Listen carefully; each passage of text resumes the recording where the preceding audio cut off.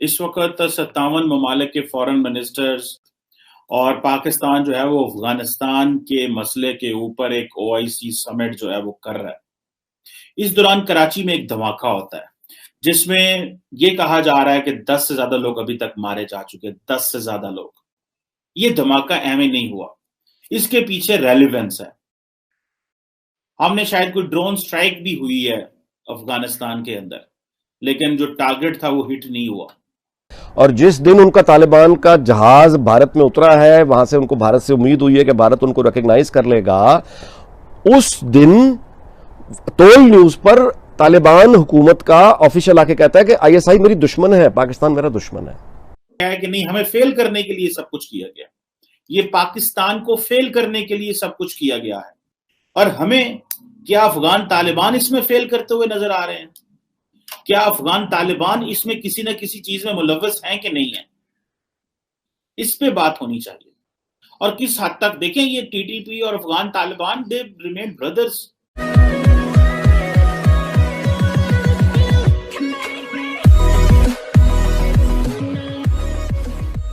नमस्कार दोस्तों, अब कराची हो चाहे या फिर कोई पेशावर हो, चाहे कोई और कंट्री, चाहे वो कोई और सिटी हो पाकिस्तान का, अब वहाँ पर बम धमाके होना बहुत ही आम बात हो गई है। पहले 1-2 महीने में, 3 महीने में हुआ करता था, उसके बाद 1 महीने में रेगुलर हुआ, उसके बाद 1 हफ्ते में, 2 हफ्ते में, फिर 1 हफ्ते में, फिर अब तो रोज़ कोई ना कोई न्यूज़ आती रहती है कि पाकिस्तान के और मस्जिदों में भी बम धमाके होते हैं पाकिस्तान में। ज़रा सोचिए कि ये बहुत बड़ी बात है। शिया सुन्नी वाली सिचुएशन चलती रहती है और ये सारी चीज़ों के पीछे कहीं ना कहीं अफगानिस्तान के तालिबान डेफिनेटली है, क्योंकि वो जो है वो डायरेक्टली कुछ नहीं करते। टीटीपी को यहाँ पर बोल देते हैं कि भाई आपको ये करना है। उसके अलावा टीएलपी है, लब्बैक वाली पार्टी, वो भी कुछ ना कुछ करती रहती है। बलोच लिबरेशन आर्मी है, वो भी कुछ ना कुछ करती रहती है। और ज़रा सोचिए कि आने वाले दिनों में, क्योंकि देखिए पाकिस्तान उस हिसाब से पैसे हैं नहीं उसके पास, उस हिसाब से उसके पास वो फंडिंग है नहीं कि इन सारों के साथ वो लड़ सके। तो जब कुछ बड़ा होगा ना, ये सारे यहाँ पर लूटने आ जाएंगे। इसी के साथ ही वीडियो शुरू करते हैं। इस वक्त 57 ममालिक के फॉरेन मिनिस्टर्स और पाकिस्तान जो है वो अफगानिस्तान के मसले के ऊपर एक ओआईसी समिट जो है वो कर रहा है। इस दौरान कराची में एक धमाका होता है जिसमें ये कहा जा रहा है कि 10 से ज्यादा लोग अभी तक मारे जा चुके हैं। 10 से ज्यादा लोग। ये धमाका ऐਵੇਂ नहीं हुआ, इसके पीछे रेलिवेंस है। हमने शायद कोई ड्रोन स्ट्राइक भी हुई है अफगानिस्तान के अंदर, लेकिन जो टारगेट था वो हिट नहीं हुआ। अब ये है कि हर आए रोज कुछ ना कुछ चीजें जो हैं वो हमें देखनी पड़ रही हैं। हर आए रोज है कि नहीं, हमें फेल करने के लिए सब कुछ किया गया। ये पाकिस्तान को फेल करने के लिए सब कुछ किया गया है ताकि पाकिस्तान का एक अच्छा इमेज बाहर ना जा सके। और हमें क्या अफगान तालिबान इसमें फेल करते हुए नजर आ रहे हैं? क्या अफगान तालिबान इसमें किसी न किसी चीज में मुलव्वस हैं कि नहीं है? इस पे बात होनी चाहिए।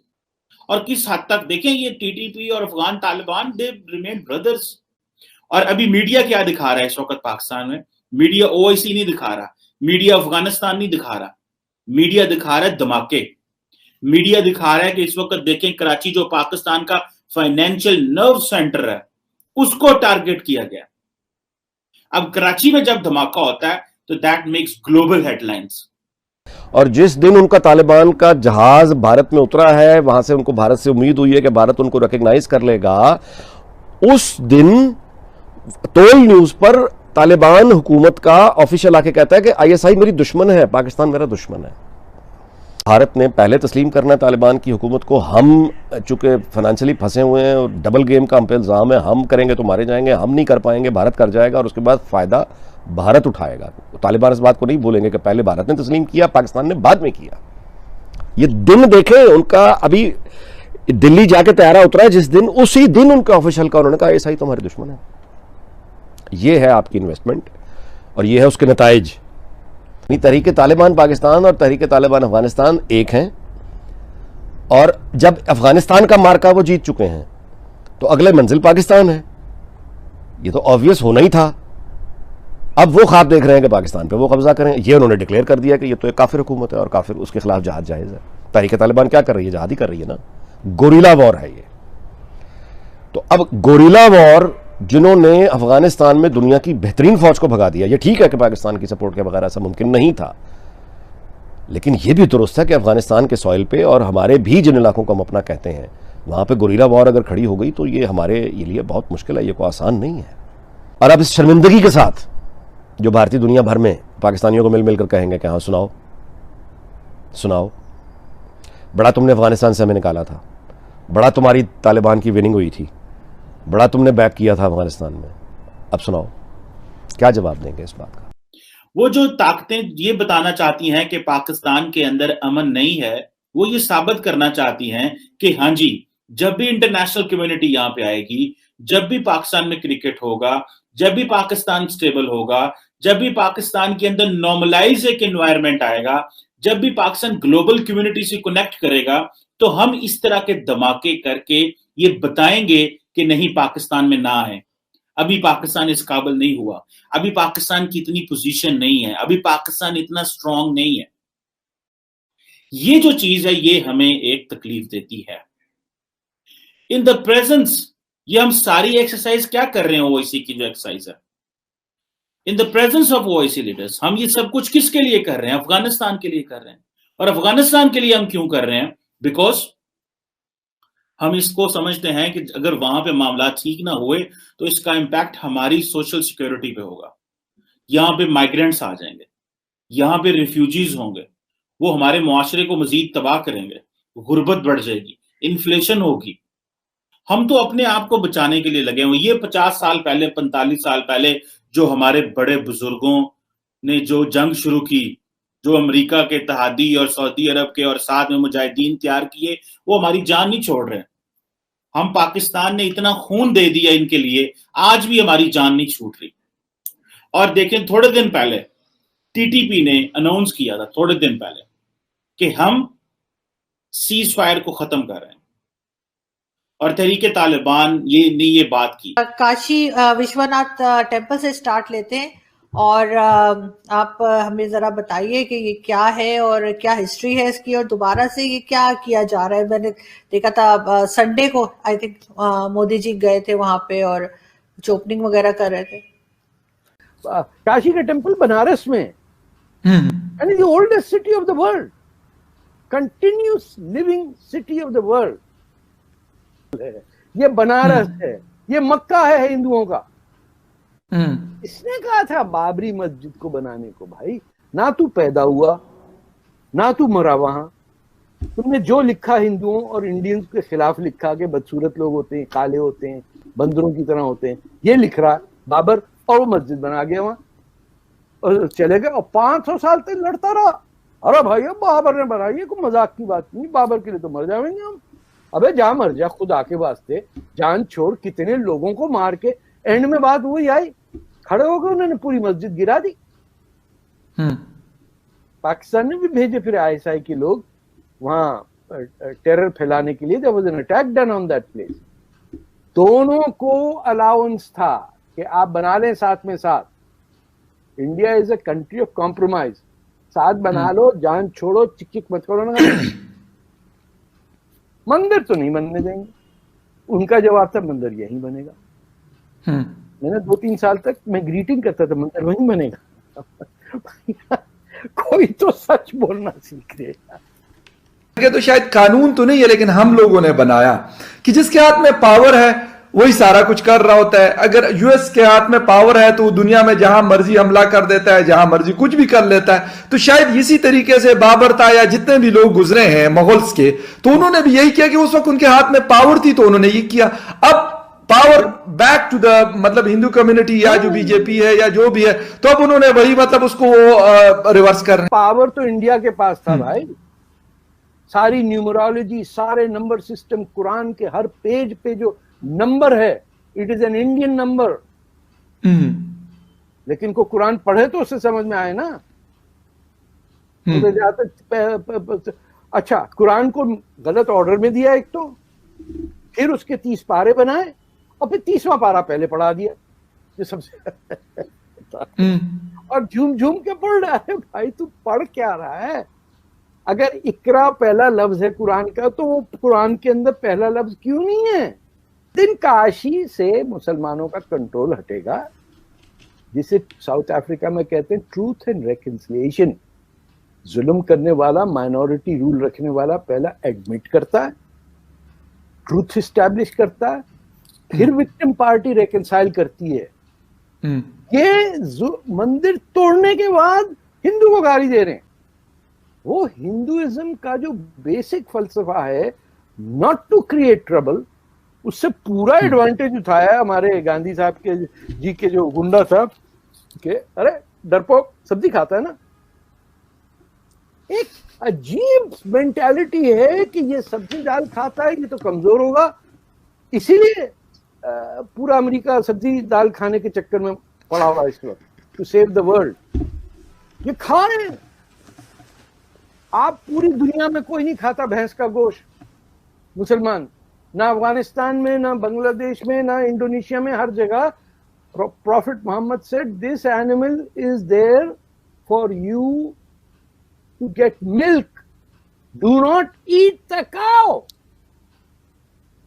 It is poison for you. आपने क्या कहा? अरे भैया, भाई हिंदू को भी चढ़ाना है, हिंदू का भी मुकाला करना, मैं काटो काटे। अरे भाई तो बकरे खा ले जितना खाना है, तेरे पास पैसे इतना कहाँ है जो तू बकरे खाएगा? लोएस्ट इनकम ब्रैकेट में आ रहे। मईशत तबाह हो चुकी है विद दिस लीडरशिप। आपका ख्याल है ये एस्टेब्लिशमेंट विदाउट मनी ये चल सकती है? इनकी वेपन्स, इनकी फ्यूल, आपका क्या ख्याल है ये इंडिया के साथ ये एलओसी के ऊपर क्यों जाके ये सेटलमेंट हुई है कि चलो जी कांट अफोर्ड इट? इंडिया तो फिर और देर थोड़ी देर खींच लेता। We can't afford this sort of conflict. होता है कि जनाब इंडिया के अंदर इंडिया मीडिया शोर डाल देता है कि लो जी पाकिस्तान तो क्लाइम डाउन कर गया, पाकिस्तान का तो एक मौकफ था वो छोड़ दिया और वो क्लाइम डाउन कर गया। वो इतना मासूम है, इतना बेजरर है, उसका अपना कोई अकल नहीं है, उसके कनपटी पे बंदूक रखी हुई है, ये क्या बात हो रही है? मुर्तजा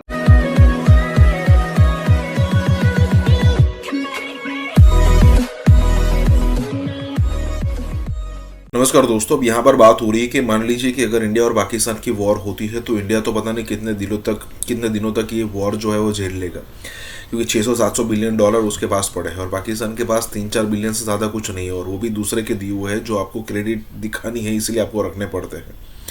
वैसी सिचुएशन में मान लीजिए कि अगर लड़ाई हो जाती है तो क्या आपके पास इतना पैसा है कि आप अपने लश्कर से लेकर तोप और जो गोला बारूद चाहिए सारी चीज़ों के लिए आप पैसा पे कर पाओगे?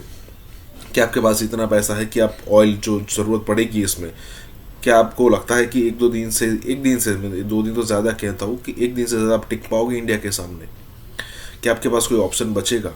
अगर नहीं बचता है आपके पास तो फिर सीधी बात है कि ये जो जिहाद वाली सिचुएशन है उसको छोड़ो, इंडिया के साथ ट्रेड शुरू करो, बिजनेस शुरू करो, और तब जाकर जो है वो पाकिस्तान के अंदर बेरोज़गारी, महंगाई थोड़ी कम होगी। डॉलर के सामने पाकिस्तानी रुपया जो रोज़ पिट रहा है ना वो स्टेबल होगा। उसके बाद जो पेट्रोल और डीजल की प्राइसेस जो बढ़ रही है ना वो स्टेबल होगी। इन शॉर्ट पाकिस्तानी जनता को अलग अलग एंगल से, बहुत ही ज़्यादा एंगल से बेनिफिट्स होना शुरू होंगे, लेकिन पता नहीं ये समझ में हमें आ रहा है, उनको क्यों नहीं आ रहा। इसी के साथ ये वीडियो शुरू करता है कि बड़े मुश्किल हालात आ गए सिर्फ कहने के साथ कि हम जो है अब जियो इकोनॉमिक्स की तरफ जा रहे हैं। आप किसी सूरत में आपका जो जियो इकोनॉमिक्स मॉडल जो आप बनाना चाह रहे हैं वो नहीं चलेगा। उसकी वजह कि आपकी जियो स्ट्रैटेजी जो है वो अभी तक भी वही पुरानी है, उसमें तब्दीली नहीं आई और ना ही उसमें तब्दीली आने का इम्कान है, बिकॉज आप में इतनी कुव्वत ही नहीं है कि 70 साल से आपने एक चीज चलाई है, आपको समझ नहीं आ रही कि किस तरीके से उसको खत्म करना है। वो जो जियो स्ट्रैटेजी है, अगर आप उसमें कोई तब्दीली लाना चाह रहे हैं तो वो सवाए एक पॉपुलर प्राइम मिनिस्टर के जो कड़वा घूट करके आपके साथ इत्तेफाक करे और आपका रुख जो है जो आप खुद चेंज करना चाहते हैं और आपको समझ नहीं आ रही है, ना ही आप वो क्रिटिसिज्म बर्दाश्त कर रहे हैं, वो करे। वो इमरान खान नहीं है जी, नवाज शरीफ है। मईशत तबाह हो चुकी है विद दिस लीडरशिप। आपका ख्याल है ये एस्टेब्लिशमेंट विदाउट मनी ये चल सकती है? इनकी वेपन्स, इनकी फ्यूल, आपका क्या ख्याल है ये इंडिया के साथ ये एलओसी के ऊपर क्यों जाके ये सेटलमेंट हुई है कि चलो जी कांट अफोर्ड इट? इंडिया तो फिर और देर थोड़ी देर खींच लेता। We can't afford this sort of conflict, और इसीलिए जियो इकोनॉमिक्स की बातें शुरू हो गई। This has been a total failure एक कैप्टन होता है, वो एक टीम बनाता है, टीम को वो लीड करता है। यहां तो ऐसी सूरत हाल है ही नहीं, ना कैप्टन ने टीम सेलेक्ट की है, कैप्टन खुद जो है वो मेरिट पे नहीं आया, तो वो कैप्टन ने कौन सी टीम बनानी है, और वो टीम कैसे काम करेगी? वो टीम तो कभी इधर देख रही है, वो उधर देख रही है, कोई इधर देख रहा है, कोई उधर देख रहा है, और हर एक बंदा जो आता है जिस तरीके से निकाला जाता है, वो जैसे आता है वैसे ही चला जाता है, पता ही नहीं चला, एक दिन आ गया, दूसरे दिन छुट्टी हो गई। तो ये सूरत हाल है। तो ये टीम तो है नहीं यहाँ, और टीम के बगैर पाकिस्तान चल नहीं सकता। हमें एक दिन कहा जाता है कि जी कॉमर्स मिनिस्ट्री जिसके इंचार्ज खुद प्राइम मिनिस्टर साहब हैं, उन्होंने एक समरी मूव की है, जिसमें उस समरी के अंदर उन्होंने ये कहा है कि इंडिया के साथ ये कॉटन इंपोर्ट जो है उसको इजाजत दी जाए, कॉटन और शुगर, चीनी और कपास, शुगर और जो इजाजत दी जाए। क्यों? क्योंकि इसमें अवाम की बेहतरी है। उसके बाद क्या होता है? उसके बाद ये होता है कि जनाब इंडिया के अंदर इंडिया मीडिया शोर डाल देता है कि लो जी पाकिस्तान तो क्लाइम डाउन कर गया, पाकिस्तान का तो एक मौकफ था वो छोड़ दिया और वो क्लाइम डाउन कर गया, लो जी लो बिस्त होगी पाकिस्तान। यहाँ का मीडिया लोग शोर डाल देते हैं, एक ही कीता, आप तो कह रहे थे कि सवाल ही पैदा नहीं होता तजारत का। अब तो यहाँ आपने तो एक तरफ तो आर्मी चीफ ने ये बयान दे दिया है कि जी अब जियो इकोनॉमिक्स होगी और जियो स्ट्रेटजी बाद की बात है, और हम अपना घर भी ठीक करने लगे हैं। पता नहीं इसका मतलब क्या है, मगर वो चले हम ठीक करने लगे, और दुश्मनियां रीजन के अंदर नहीं होनी चाहिए। अच्छा, इसका ये मतलब है कि हिंदुस्तान के साथ भी दुश्मनी कम की जाए फौरी तौर पे। यहाँ तो ये स्पेकुलेशन शुरू हो गया, हाई कमिश्नर भी वापस आ रहे हैं, तजारत ही खुल रही है जी, पूरा ट्रेड ही खुलने शुरू हो गया है। अच्छा जी, ओहो हो, पीछे बैक चैनल भी चल रही है, और जी फलाने ने ये कहा, फलाने ने ये कहा, इसका मतलब है कि वो सऊदी अरेबिया का भी रोल है, यूएई का भी रोल है, अमेरिका का भी रोल है, लो जी कुछ होने जा रहा है। तो ये सारा एक माहौल बन गया ना। उस माहौल के अंदर ऐसे लगा कि आपने अपना एक असूली जो बयान था वो छोड़ दिया, और आप रातों रात आपने और नेशनल सिक्योरिटी एस्टेब्लिशमेंट ने, गवर्नमेंट ने एक बहुत बड़ी यू टर्न ले ली। अब ये सारा मसला बन गया इनके लिए। अब ये भागे हैं वहां से, और नहीं जी नहीं, हम तो कश्मीर के बगैर ये बात नहीं होने देंगे, हम तो जब तक वो आर्टिकल 370 वापस नहीं लेंगे हम तो आगे बात नहीं बढ़ेगी। अब ये आके फंस गए। अच्छा, अब जिन लोगों ने इनकी जो बातचीत शुरू कराई थी उनका तो बहुत वसी किस्म के मकसद थे ना, कि ये बात फिर से आहिस्ता आहिस्ता ये डेवलपर्स हों कुछ, ताकि बात आगे बढ़े, क्योंकि अमेरिका का भी इंटरेस्ट है, सबका ही इंटरेस्ट है कि यहाँ अब कोई लड़ाई झगड़े ना हो, क्योंकि यहाँ अब अफगानिस्तान के अंदर कुछ रद्द-बदल होनी है, वहां कुछ पाकिस्तान की जरूरत है, यहाँ परेशानियां ना हो। तो वो तो अब सारा एजेंडा जो है खतरे में आ गया, बिकॉज ये अब चीज आगे नहीं जाएगी। तो मैं ये समझता हूँ कि ये जो जियो इकोनॉमिक्स वाला जो फलसफा आर्मी चीफ ने जो बयान किया है, ये भी अब खतरे में आ गया है, बिकॉज जो थोड़ी बहुत पेशकदमी होनी थी हिंदुस्तान के साथ वो रुक गई है। वजीर बुरे हैं, स्टेब्लिशमेंट ने इसको इस रास्ते पे लगा दिया है, वो इतना मासूम है, इतना बेजरर है, उसका अपना कोई अकल नहीं है, उसके कनपटी पे बंदूक रखी हुई है, ये क्या बात हो रही है? मुर्तजा, इमरान खान में अकल नहीं है, तो मैंने to give you an answer. Is a cricketer, बड़ी सिंपल सी व्यूज है अबाउट लाइफ, हर रोज आप सुनते हैं उनकी बातें, कभी कुकड़ बन रहे होते हैं और कभी अंडे हो रहे होते हैं और कभी बनागा बन रहे होते हैं और कभी, मतलब है कि ही इज बेचारा, मतलब है कि मैं क्या कहूँ उसके बारे में। अभी भी जब आप जियो इकोनॉमिक्स की बात करते हैं या जियो स्ट्रेटजी की बात करते हैं, वो वॉशिंगटन ओरिएंटेड है। ऊपर से तो आप कहते हैं कि जी हम तो बड़े अब चाइनीज कैंप में हैं, मगर प्राइवेटली आप अमेरिकनों को कहते हैं नहीं हम नहीं है चाइनीज कैंप में, हम तो आपके कैंप में रहना चाहते हैं, क्योंकि उन्हें इस बात का एहसास है कि एक वेस्टर्न कैंप है जिसके अंदर world bank, IMF, financial institutions, dollar, parity, rates, पूरा एक सिस्टम है ना कैपिटलिज्म।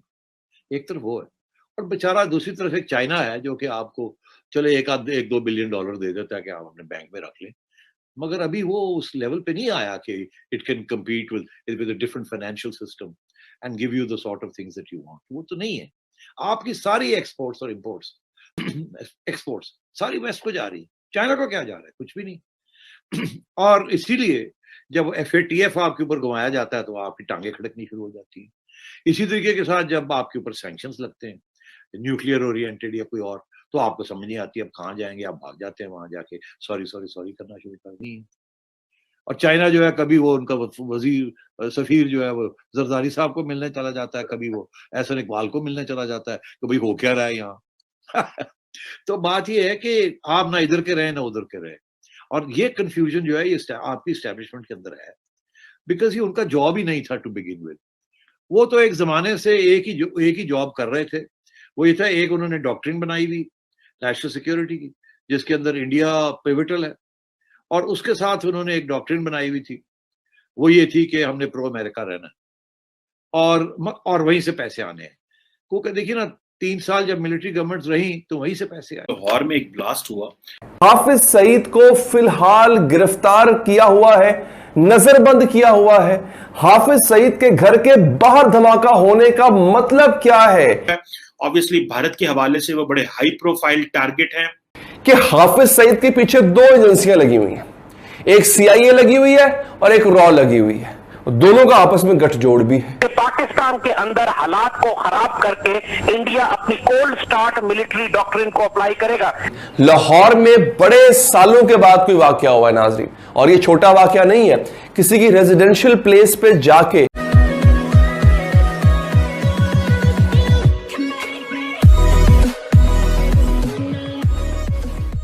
नमस्कार दोस्तों, अब पाकिस्तान के अंदर बम धमाके होना कोई बड़ी बात नहीं है, और इंडिया के जो एंटी हिंदू और एंटी इंडिया जो एक्टिविटी करने वाले लोग जो थे, चाहे वो पाकिस्तान के अंदर से करने वाले हो या फिर दूसरी जगह से करके, भारत जैसी जगह से करके पाकिस्तान में जाके छिपे हो, उनको अब सीधा मारा जा रहा है। और मैं कुछ दिनों पहले ही बोल रहा था कि ये भी न्यूज़ कभी भी आ सकती है कि हाफिज़ सईद, मौलाना मसूद अजहर, वो लखवी या फिर को हो सकता है दाऊद इब्राहिम जैसे लोगों का कभी भी न्यूज़ आ सकती है कि भाई उनकी बेड के नीचे बम फट गया है।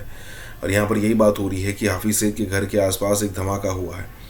अब हाफिज़ सईद, एक तो वो लाहौर में सबसे सिक्योरिटी जो पाने वाला जो राज्य, उसके अलावा हाफिज़ सईद, उसको एक्स्ट्रा सिक्योरिटी मिलती है, उसको ISI की भी सिक्योरिटी मिलती है, पाकिस्तानी आर्मी की भी सिक्योरिटी मिलती है, और उसकी पर्सनल सिक्योरिटी भी होंगी।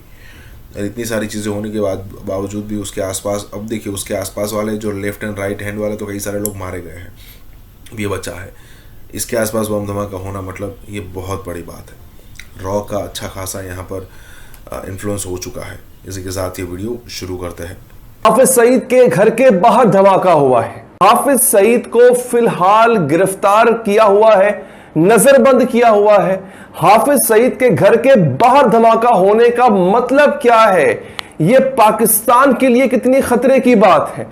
हाफिज सईद गिरफ्तार है या नजरबंद है? अच्छा, बाज़ इत्तलात के मुताबिक जिस जगह धमाका हुआ हाफिज सईद वही नजरबंद है, और बाज़ इत्तलात के मुताबिक उनको किसी खुफिया मकाम पे मुंतकिल किया गया है, क्योंकि एक ऐसी पर्सनैलिटी है इनकी लोकेशन डिस्क्लोज नहीं की जा सकती। इतना बड़ा सवाल उठा दिया है कि इतने सिक्योरिटी एहलकार होने के बावजूद एक मोटरसाइकिल वाला 3 दफा वहां से गुजरा, किसने उसको रोका नहीं, बिलाखिर वही मोटरसाइकिल वाला फट गया। यानी एक बात तो इस औरत के बयान के मुताबिक साबित होती है कि यह खुदकुश हमला था, और जो तबाही हुई है उसके मनाजर में आपको यहां दिखा नहीं सकता। मेरे दिल में पता नहीं कहीं से बात आई कि यार ये अमेरिका जो है ना, वो यार ये और ये रॉ मिलके ये अब पाकिस्तान को सबक सिखाने के लिए कुछ ना कुछ करेंगे, और वही करना हुआ। मैं तो चाहता हूं मेरे दिल की बात झूठी हो जाती। वो जनाब धमाका हो गया लाहौर में, इतने लोग जख्मी हुए, बेचारे कुछ शहीद भी हो गए। अच्छा, अब होता यह है नाजरीन कि हाफिज सईद के पीछे 2 एजेंसियां लगी हुई हैं, एक CIA लगी हुई है और एक रॉ लगी हुई है, दोनों का आपस में गठजोड़ भी है। ठीक हो गया। आप मुझे यह बताएं, हाफिज सईद कितने अरसे से वहां पर रह रहा था? अच्छा, इससे पहले हाफिज सईद तो नजरबंद भी नहीं थे, ठीक है, वो तो खुलेआम जलसों में भी जाते थे, तब हमला क्यों नहीं किया गया? ये जिस रोज पाकिस्तान अमेरिका को अड्डे देने से इनकार कर रहा है, उससे अगले ही रोज ये धमाका हो जाना, ये कोई इत्तेफाक की बात थोड़ी है। अब पाकिस्तान को सबक सिखाने के लिए CIA और रॉ इनका गठजोड़ बन चुका हुआ है। मेरे मुंह में खाक, मैं नहीं चाहता मेरी बात दुरुस्त साबित हो, या अल्लाह मेरी बात गलत साबित हो। अब पाकिस्तान में दोबारा से एक दफा दहशतगर्दी को जन्म देने की कोशिश की जाएगी।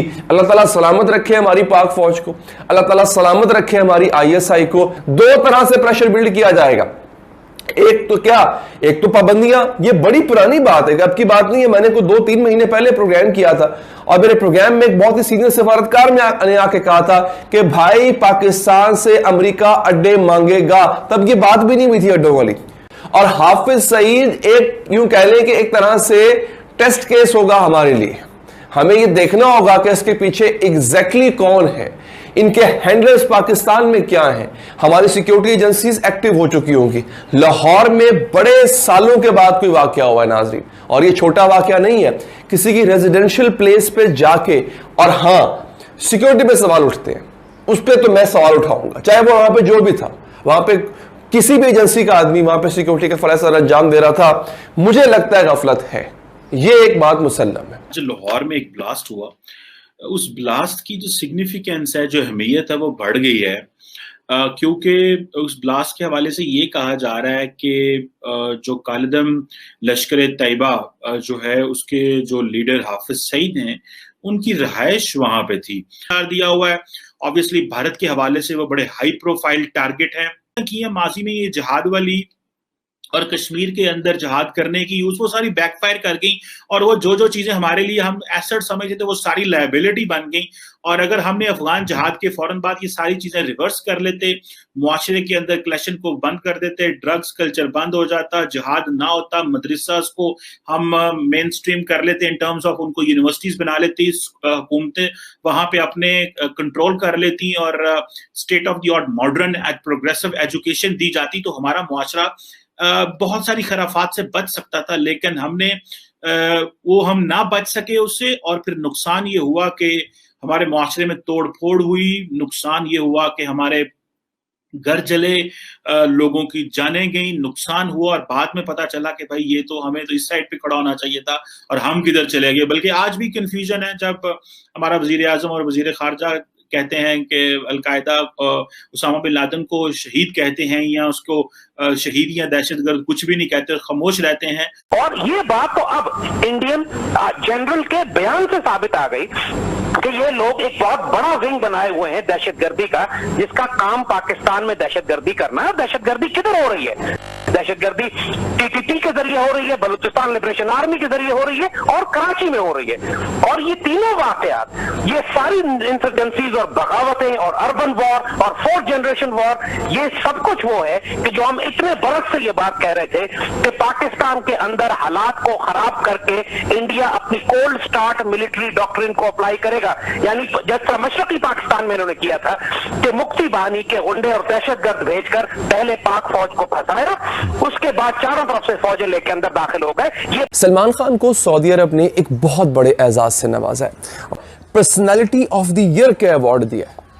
ये बहुत बड़ा अवार्ड होता है। आप इंडिया की तरह अपने बॉलीवुड को या अपने लॉलीवुड को आप इतना कमाल का कर ले, अब इंडिया के अंदर भले जो कुछ गंद बंद होता रहा हो, लेकिन वो बॉलीवुड के जरिए ऐसा पोर्ट्रे करते हैं दुनिया को जैसे पता नहीं वो क्या चीज है। मिडिल ईस्ट जो आपका है, और खासतौर पे सऊदी अरब और ये यूएई का पूरा खित्ता जो है, अब वो जो अपने आप को मॉडर्नाइज कर रहा है ना, वो इंडियन तर्ज पे मॉडर्नाइज कर रहा है। तो भारत के साथ सऊदी अरब के बड़े इस वक्त डीपनिंग रिलेशनशिप है, इकोनॉमिक, लेकिन वो कैसे तरक्की कर गया यार इतनी, और हम कहां बैठे हुए हैं, और वो कहां से कहां पहुंच रहा है भाई। वो चाइना को टक्कर देने के लिए आज खड़ा हुआ है। हम जाते सऊदी अरब, हम कहते हैं भाई 2-3 अरब डॉलर मिलेंगे, अल्लाह के वास्ते 2-3 अरब डॉलर दे दो हमें। हम 2-3 अरब डॉलर की भीख मांगने जाते हैं। हम कहते हैं जी सऊदी अरब हमारा ये तो वो ये, नहीं भाई, हम भिखारी हैं उसके आगे, क्योंकि हम हर वक्त भीख मांगते रहते हैं उसके आगे। India on the other hand उसके साथ ट्रेड पार्टनरशिप करता है। कि मुझे उस दिन का इंतजार है जब हम भीख मांगना बंद कर दें।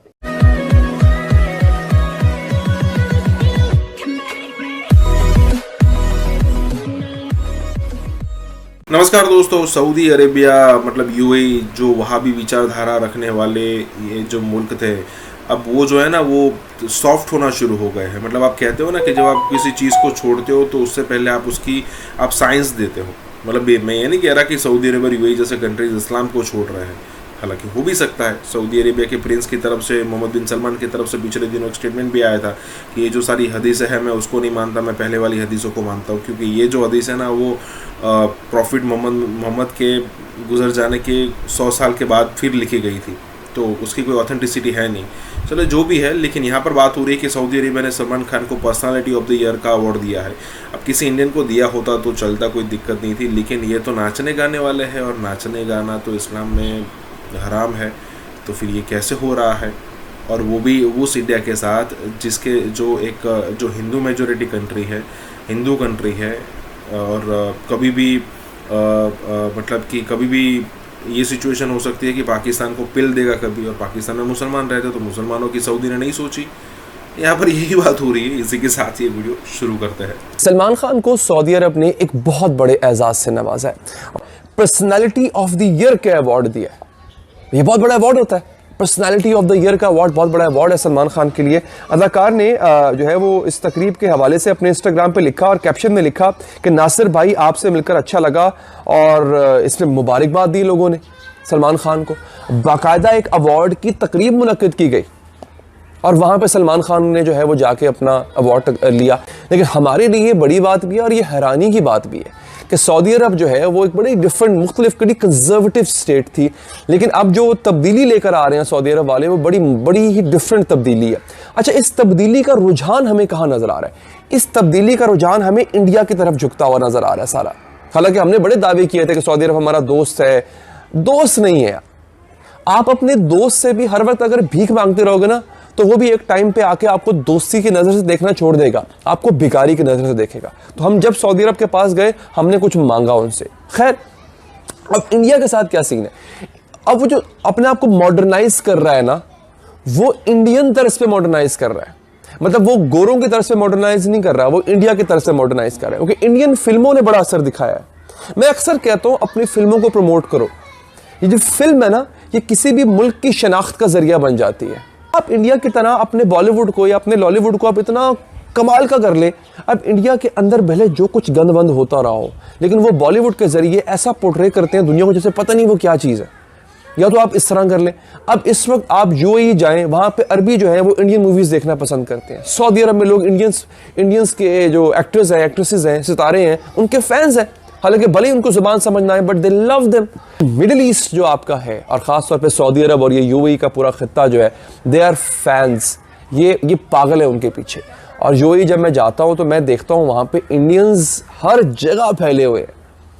अब आप सऊदी अरब को भले आप बुरा भला कह लो यहाँ पे, लेकिन कसूर कुछ हमारा भी है।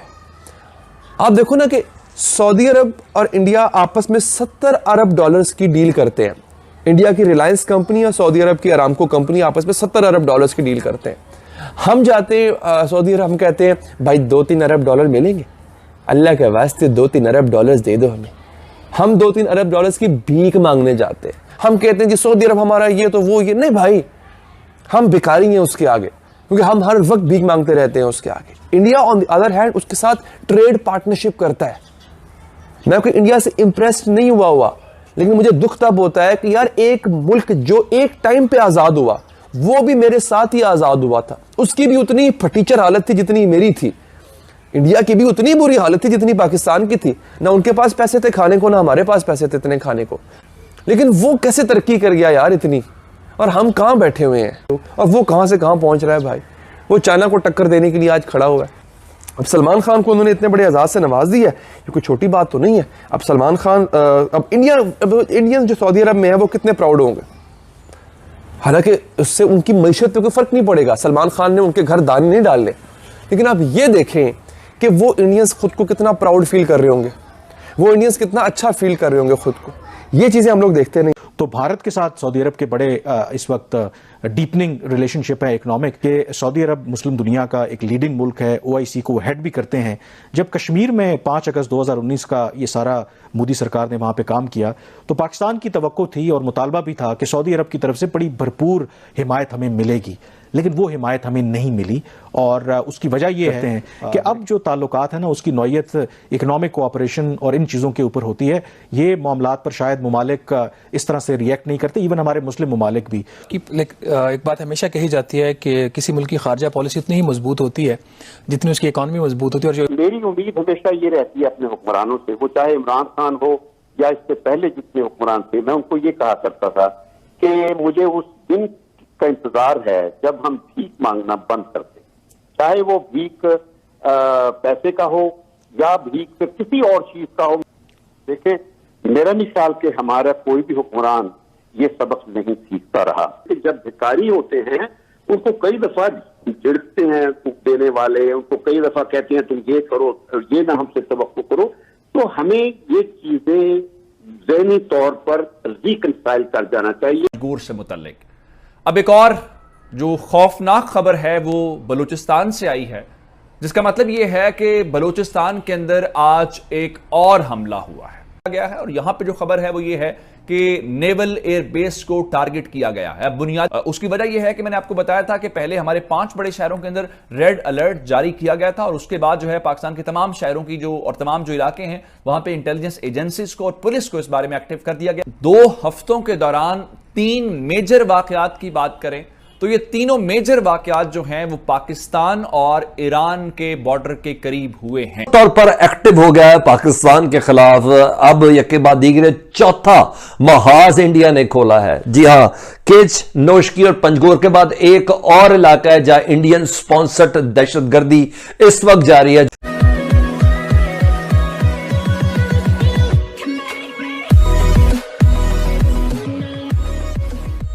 नमस्कार दोस्तों, अब पाकिस्तान के अंदर BLA बलोच लिबरेशन आर्मी और TTP का इतना डर है, इतना खौफ है कि पहले जो 4-5 सिटी में रेड अलर्ट हुआ करता था वो अभी पाकिस्तान के छोटे छोटे शहरों में या फिर अब कह सकते हो कि छोटे गांव में भी अब रेड अलर्ट आना शुरू हो चुका है। सिचुएशन ये है कि बलूचिस्तान इतना बड़ा एरिया है तो उसको सीधा यहाँ पर सिक्योरिटी नहीं दे पा रहा है, मतलब कि पाकिस्तानी गवर्नमेंट।